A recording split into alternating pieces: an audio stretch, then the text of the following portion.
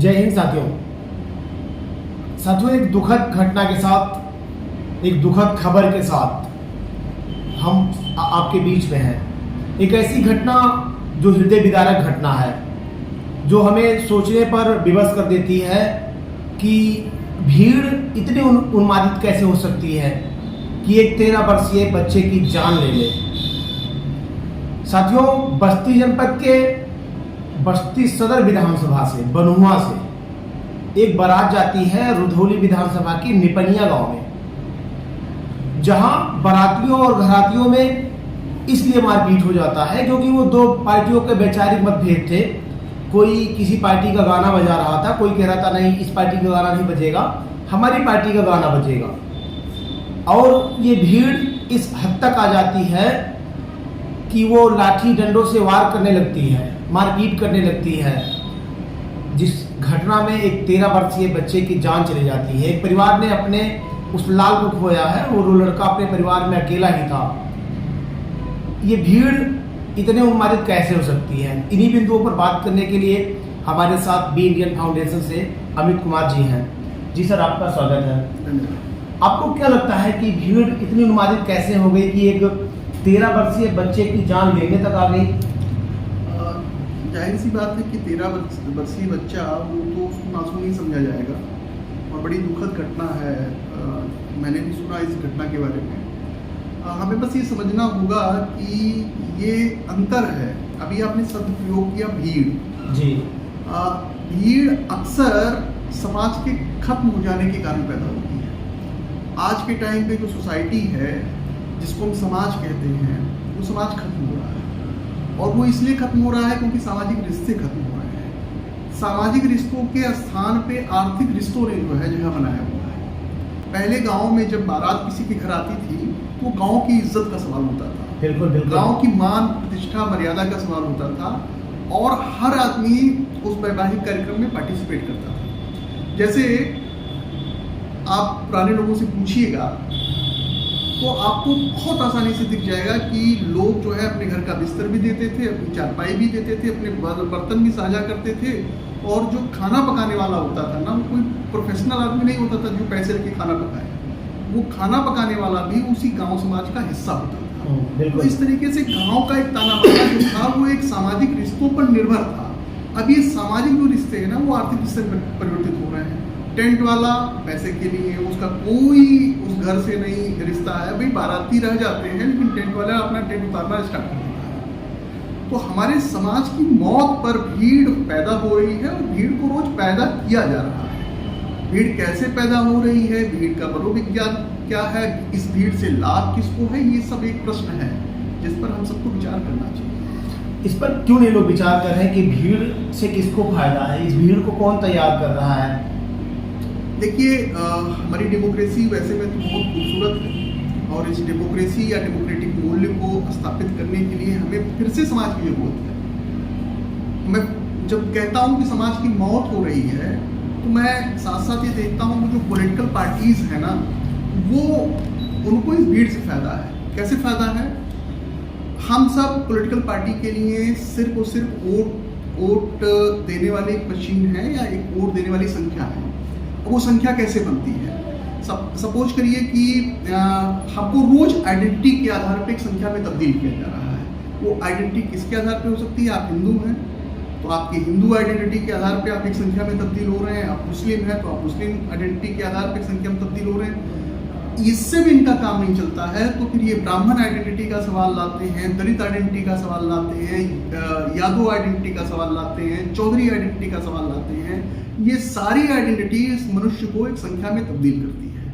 और जब मनुष्य एक संख्या बन जाता है तो वो भीड़ बन जाता है और इस भीड़ की सौदेबाजी होती है इलेक्टोरियल प्रोसेस के अंदर। अच्छा।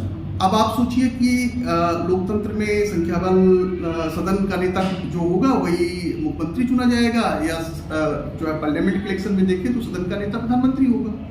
वहाँ ये संख्या जुटाने के लिए इस तमाम आइडेंटिटीज को एकजुट करने का काम होगा। अब ये संख्या कैसे बनेगी? वो उसकी एक गहरी प्रक्रिया है और उस प्रक्रिया में जो नागरिक समाज है ना, उसकी हत्या होती है अगर नागरिक समाज जिंदा होता तो शायद ये दुखद घटना नहीं होती। क्यों?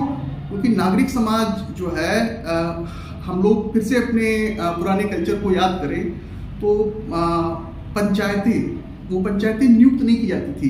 आप गांव में होते थे, कुछ पंच बुला लिए जाते थे, वो गांव के बड़े बड़े फैसले कर देते थे और उस पंच का फैसला हर कोई मानता था।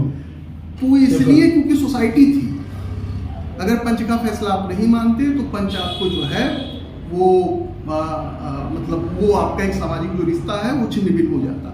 इसलिए लोग लास्ट और उससे छिन्न भिन्न होने के लिए लोग डरते भी थे, उससे छिन्न भिन्न नहीं होना चाहते थे। निश्चित तौर से डरते भी थे, उसी को तो लोकलाज कहते हैं। अब ये लोकलाज मर रहा है। लोकलाज कैसे मर रहा है? आप देखिए कि लोकलाज ऐसे मर रहा है, आमतौर पे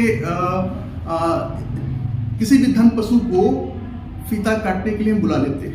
आपके सारे सामाजिक समारोहों का मुख्य अतिथि कौन है? कोई धन पशु है। बिल्कुल। और वो धन पशु पैदा कैसे हो रहा है? वो भ्रष्टाचार की कोख से पैदा हो रहा है। उसका जो धनार्जन का तरीका है वो पूरी तरीके से करप्ट है, लेकिन फिर भी हम उसको महत्व दे रहे हैं। और महत्व इसलिए उसको मिल रहा है क्योंकि सही को सही और गलत को गलत कहने वाला वो समाज मर रहा है। मैं ये मानता हूं कि मनुष्य के तौर पे हम सब अंतस में बेहद खूबसूरत हैं और हम सब मतलब बेहतरीन इंसान हैं। अगर हम बेहतरीन इंसान नहीं होते तो तमाम आपातकालीन स्थितियों में जो नागरिक समाज सामने आ जाता है, जो हमारी सामूहिक चेतना जिसमें नैतिक मूल्य हैं वो सामने आ जाते हैं, वो संभव नहीं होता। अच्छा अमित जी, आपको क्या लगता है कि ये जो समाज मर रहा है, नैतिकता खत्म हो रही है, इनको बचाने के लिए राजनीतिक पार्टियों को क्या पहल है? देखिए, राजनीतिक पार्टियों की जहाँ तक बात है तो मुझे लगता है कि राजनीति का काम क्या था? राजनीति का काम था कि समाज की चेतना को ऊंचा उठाना, एक बेहतर समाज बनाना। हर पार्टी दावा करती थी कि हम बेहतर समाज बनाएंगे, लेकिन अफसोस की बात यह है कि आज राजनीतिक पार्टियां, जो अधिकतर राजनीतिक पार्टियां लोगों की चेतना को नीचे गिराने का काम कर रही हैं। अच्छा। समाज की चेतना उठाने का काम नहीं कर रही है, समाज की चेतना और नीचे गिराने का काम कर रही है। वो लड़ने की वजह और उसके तर्क समाज में हर नागरिक को मुहैया करा रही हैं, जिससे समाज में बिखराव है। और वो बिखराव आप देखेंगे धर्म के आधार पर भी बिखराव है, जाति के आधार पर भी बिखराव है और गोत्र के आधार पर भी बिखराव है, भाषा के आधार पर भी बिखराव है। जबकि हम सब जानते हैं कि हम सब इंसान हैं। वो इंसान चाइना में पैदा हो उसी तरीके से पैदा होगा जैसे भारत में पैदा होता है, वो इंसान यूएस में पैदा हो ऐसे पैदा होगा जैसे भारत का इंसान पैदा होता है। लेकिन इंसान के बीच ये गहरी खाई खोदने का काम पॉलिटिक्स अगर करेगी तो निश्चित तौर पे उससे समाज की चेतना तो नहीं बढ़ने वाली है, वो तो और नीचे ही गिरेगी। जी बिल्कुल। तो ये पॉलिटिकल पार्टी कर रही है। मैं सारी पॉलिटिकल पार्टी को तो नहीं कहूंगा, लेकिन ये है कि अधिकांश पॉलिटिकल पार्टी इस तरीके से काम कर रही है। अच्छा, आपको क्या लगता है कि जो सामाजिक चेतना जगाने की बात आपने की, मीडिया का भी बहुत महत्वपूर्ण भूमिका होता है, लोगों की जो है चेतना को जागृत करना, ऊंचा उठाना, मीडिया का क्या रोल है इस भीड़ को समाज में बदलने के लिए? देखिए, मीडिया की निश्चित तौर पे भूमिका है और मीडिया में से कोई मीडिया नहीं शामिल है जो तमाम उत्पाद को बेचने का काम करती है।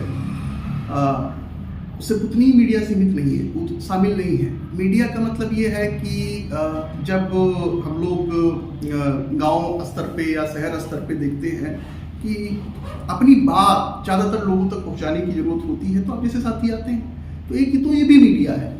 लेकिन दूसरी तरफ एक ऐसी मीडिया है जो सोसाइटी में उस पॉलिटिक्स के पीछे खड़ी है, जो समाज की चेतना को गिराने का काम कर रही है। और वहां पर भी जो कमर्शियल रिश्ते हैं ना, मैं बार बार ये कह रहा हूं कि इमोशनल रिश्ते नैसर्गिक प्रेम से पैदा होता है, कमर्शियल रिश्ते इवेंट से पैदा होते हैं। कमर्शियल रिश्ते जो होते हैं वो जो है वो कॉमर्स के साथ बदलता रहता है, लाभ के साथ बदलता रहता है। तो मीडिया को टीआरपी चाहिए ना, तो अगर मीडिया को टीआरपी चाहिए तो भी मनुष्य को संख्या में तब्दील करेगी, कितने दर्शक किस प्रोग्राम पे आ रहे हैं। दूसरा बात, मीडिया का जो अप्रोच है वो बहुत ही निगेटिव है। जैसे वो कुछ भी खबर नहीं बनता है जो टीआरपी ना बटोर पाए, और टीआरपी बटोरने के लिए निगेटिव चीजों की खबर, जैसे अभी कुछ दिन पहले, बहुत दिन पहले नहीं लेकिन कुछ दिन पहले एक खबर जो है टेलीविजन पे आई कि एक नेता जो है दूसरे नेता को जूता मार रहा है। वो जूता मारने का खबर बस्ती जनपद के बगल की घटना थी, ठीक है। तो वो जूता मारने का खबर, क्या ऐसा खबर था कि लोगों को जानना चाहिए?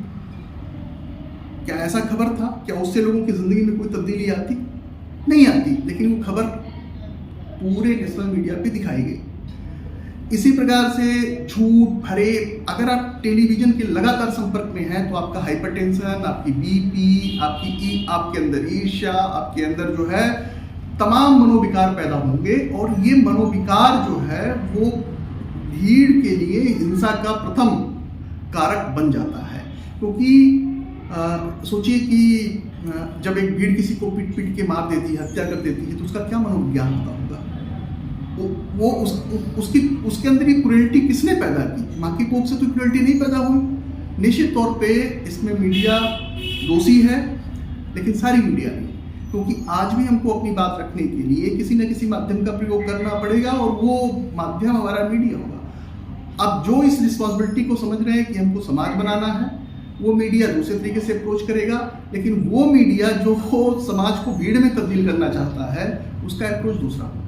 अमित जी, एक आखिरी सवाल है। आपके पोस्ट में अक्सर देखने को मिलता है कि आज भी हमारे सामूहिक चेतना में न्याय जिंदा है, इंसाफ जिंदा है, लेकिन इस तरीके की घटनाएं कहीं ना कहीं जो है सोचने पर विवश कर देती है कि क्या अभी ये संभावनाएं हैं? देखिए, कहने को अगर आप लोगों से सवाल पूछिए कि समाज कैसा है, तो आपको अधिकांश लोग जो है वो नकारात्मक रूप से समाज की व्याख्या करते हुए दिखेंगे। मैं ऐसा नहीं मानता। मैं मानता हूँ कि समाज के सामूहिकता में न्याय है, समाज के सामूहिकता में ईमानदारी है, समाज के सामूहिकता में सारे नैतिक मूल्य जिंदा है, जिसके कारण समाज बनता है। निश्चित तौर पे कोशिश तो ये हो रही है या लगातार हो रही है कि हमारा अप्रोच बदला जाए, और हमारा अप्रोच बदलने के लिए जो है धनार्जन करना जिंदगी का परम उद्देश्य बना दिया गया है, या लोगों को यकीन दिलाया गया है धनार्जन बुरा नहीं है। मैं ये नहीं कह रहा हूँ कि धनार्जन बुरा है, लेकिन निश्चित तौर पे अगर वो हमारे नैतिक मूल्यों को खत्म कर रहा है तो बुरा है। बिल्कुल। और सामाजिक चेतना में नैतिक मूल्य आज भी जिंदा है। अगर नहीं जिंदा होते तो आप याद करिए कोविड का दौर, जब हजारों किलोमीटर लोग पैदल चले, तो कौन था जो उनको मरहम पट्टी दे रहा था? बिल्कुल, रास्ते में लोग पानी लेके खड़े थे। वो कौन लोग थे जो पानी लेके खड़े थे? वो कौन लोग थे जो उनके लिए भोजन का प्रबंध कर रहे थे? जब पुलिस लाठी मार रही थी तो वो कौन लोग थे जो उनके आंसू पोंछ रहे थे? वो कौन लोग थे जो उन बेघरों को जो है वो घर उपलब्ध करा रहे थे? तो हम एक मनुष्य के तौर पे, मैं फिर कहूँगा, अपने अंतस में हमेशा अच्छे हैं, और दूसरे तरीके से मनुष्य जो है वो बड़ा सिचुएशनल होता है, वो सिचुएशन के अकॉर्डिंग निर्णय लेता है। तो हमेशा वो बुरा नहीं है। हो सकता है किसी क्षण वो बुरा हो, लेकिन आप उसके अंदर अच्छाई देख सकते हैं, और वो बहुत सारे टाइम पे अच्छा भी रहता है।